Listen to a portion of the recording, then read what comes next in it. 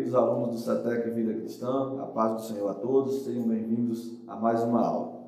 E na aula de hoje nós vamos finalizar um precioso estudo deste livro maravilhoso, que é o livro do Patriarca Jó. Uma história dramática, uma história controversa.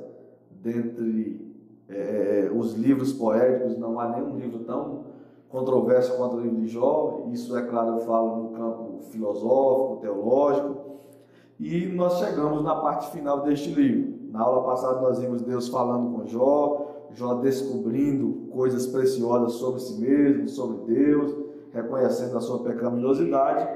E aqui nós temos uma nota, sobre a paciência de Jó, que é falada lá em Tiago capítulo 5, versículo 11, que foi a paciência de Jó que lhe deu forças, que lhe deu meios para que ele sobrepujasse tamanha adversidade. Na última parte do nosso comentário sobre Jó, nós temos aqui o epílogo da história, que é Deus mudando, Deus mudando de fato o cativeiro de Jó. Nós encontramos aqui no capítulo 42, versículo 7, que sucedeu que, acabando o Senhor de dizer a Jó aquelas palavras, o Senhor disse a ele: faz o temanita, a minha ira se acendeu contra ti, contra os teus dois amigos. É claro que Deus se refere a ele, faz, porque ele era o líder dos amigos ali, o líder daquela turma que foi falar com Jó. Porque não disseste de mim o que era reto como o meu servo Jó. Deus reconhece que Jó discursou de forma reta, se defendendo das acusações dos seus amigos. Deus ordena que eles procurassem a Jó para que ele fizesse um sacrifício por ele. Isso está no versículo 8. E aqui nós percebemos algo importantíssimo para a nossa vida espiritual. Que antes de Deus restaurar qualquer coisa na vida de Jó, a primeira coisa que Deus restaurou foi o sacerdócio. O mesmo Jó que sacrificava pelos seus filhos, o mesmo Jó que exercia o sacerdócio dentro do seu lar, agora é o mesmo Jó que vai sacrificar pelos seus amigos. Deus ordena aos amigos de Jó: ide ao meu servo Jó, e ofereceu holocausto por vós, e o meu servo orará por vós, porque deveras a ele aceitarei, para que eu não vos trate conforme a vossa loucura que é irracionalidade, diante do que eles haviam falado, porque não falaste vós de mim o que era reto como meu servo Jó. Então, a primeira coisa que Deus restaura em Jó é o seu sacerdócio. Jó era um sacerdote no seu lar, um sacerdote que exercia esse ministério na sua vida, na sua família, e Deus restaura em primeiro lugar o sacerdócio na vida de Jó. Com isso nós aprendemos que no processo da restauração, a prioridade de Deus para nós é em nossa vida espiritual. Foi assim com Jerusalém. Antes de Neemias vir para reconstruir os muros, Deus enviou Zorobabel para reconstruir ou para reerguer o altar do Senhor que estava quebrado. É sempre assim. No processo da restauração, Deus prioriza a restauração a partir da nossa vida espiritual, e foi assim com Jó. Então o sacerdócio de Jó foi restaurado, ele orou por seus amigos. A Bíblia diz no versículo 9 que o Senhor aceitou a face de Jó. Isso significa que os sacrifícios, que os holocaustos que Jó apresentou foram agradáveis e aceitáveis diante de Deus. E no versículo 10, Deus muda o cativeiro de Jó quando ele orava pelos seus amigos. O Senhor acrescentou a Jó outro tanto em dobro a tudo quanto tinha. Tudo quanto ele tinha antes da sua aprovação, Deus começou a restaurar, Deus começou a restituir.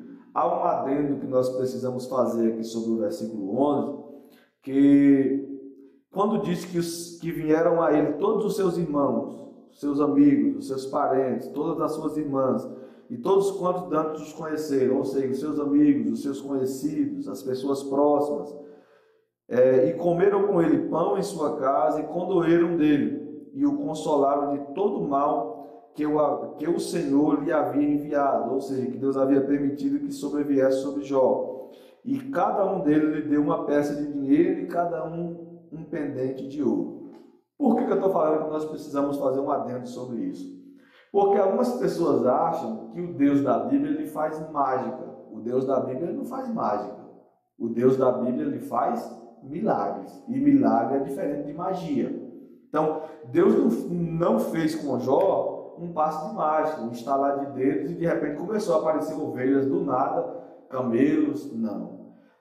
Nós entendemos aqui, e tem grandes comentaristas, grandes exegetas que ratificam esse pensamento, que esses amigos de Jó, os seus parentes, deram-lhe algum recurso, dinheiro, ouro, e Jó, como era um exímio administrador, investidor, ele multiplicou esses recursos que deram para ele e começou a enriquecer a partir dali novamente.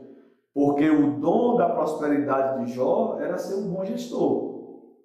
Não era um dom que Jó dava 7 pulinhos nas ondas do mar, né, dava 7 voltas, saía ungindo os seus camelos, os seus bens, não.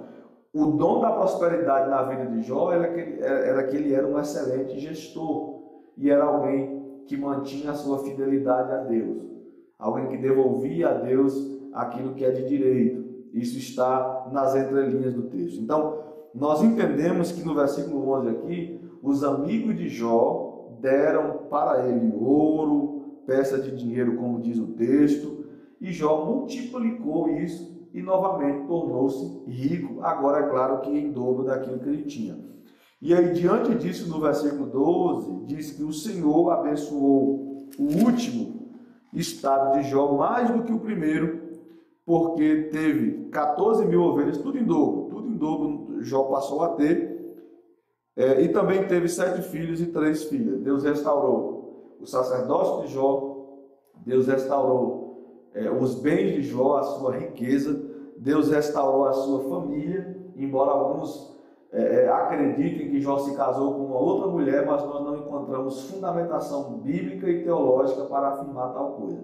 Nós entendemos aqui que Deus rejuvenesceu a esposa de Jó no sentido ginecológico, para que ela tivesse condições de ter ainda mais 10 filhos, e ela sim teve mais 10 filhos. Nós acreditamos que essa esposa é a mesma esposa que estava com Jó lá no início e a mesma esposa que ficou com Jó até o final. Não há nenhuma indicação bíblica que essa era uma outra mulher, ainda que aqueles que afirmem isso fazem por inferência no texto bíblico.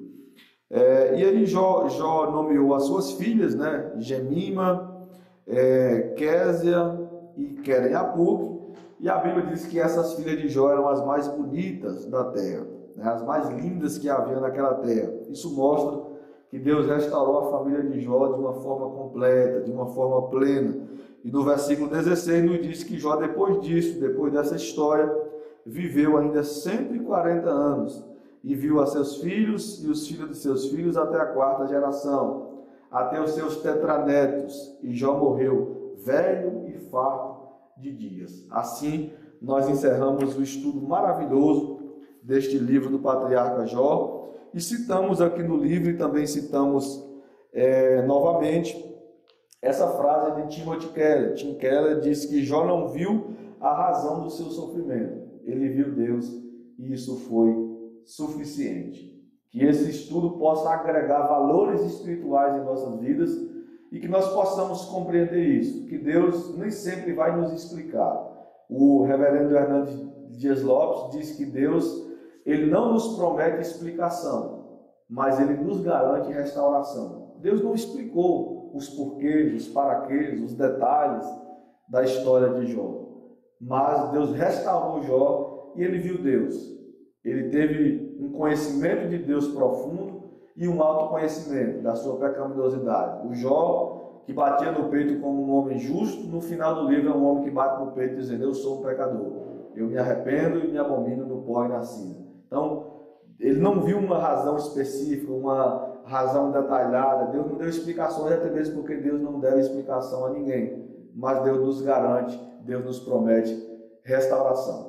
Que essa história possa nos inspirar a sermos melhores servos de Deus, a sermos pessoas melhores, e que Deus em Cristo continue nos abençoando até a nossa próxima aula, em que nós iremos estudar sobre o livro dos Salmos.